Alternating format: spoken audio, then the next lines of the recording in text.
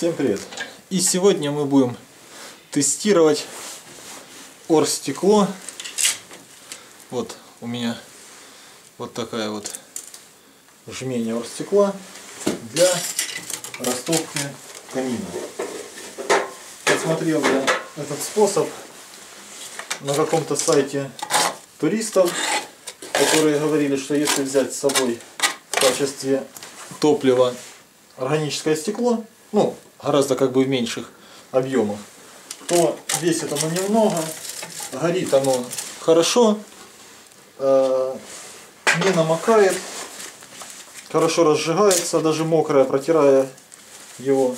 Ну, а мы сейчас попробуем растопить камин вот этим количеством оргстекла.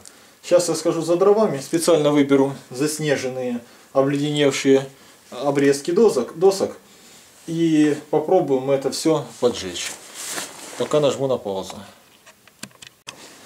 Так, вот я вернулся. Вот наши дрова.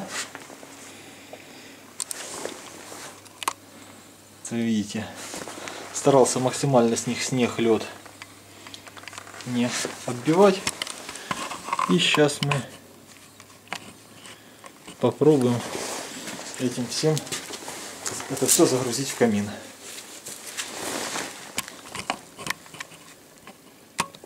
Так, есть запись.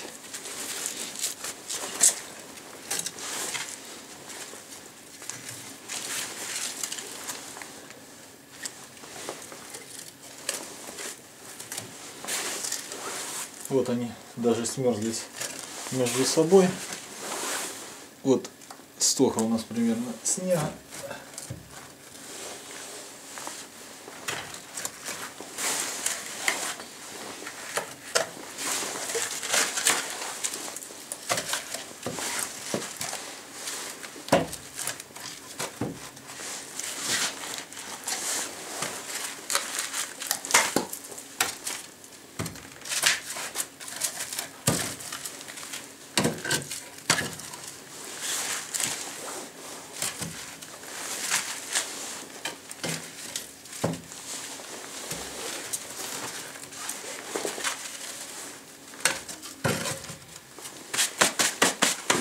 Так, все, я сейчас сбегаю, возьму зажигалочку.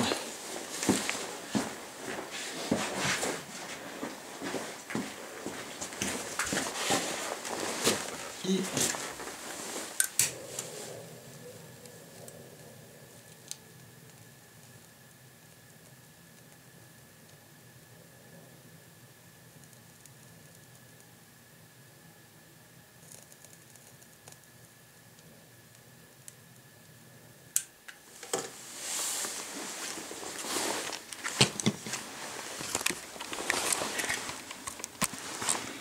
вот оно загорелось.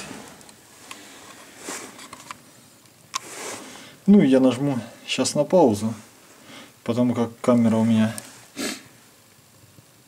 сейчас не сядет, ну карта памяти заполнится.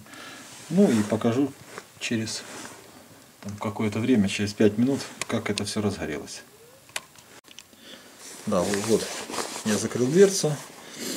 Ну и вернусь там через пару минут. Вот прошло 6 минут. Наш камин по-прежнему не потух. Но буду периодически подходить. Вот видно, что он закоптился уже. Ну, когда разгорится, эта копоть вся выгорится со стекла. Прошло 16 минут. Камин еще не потух. Как видим, внизу оргстекло еще продолжает гореть. Все это происходит так довольно активно.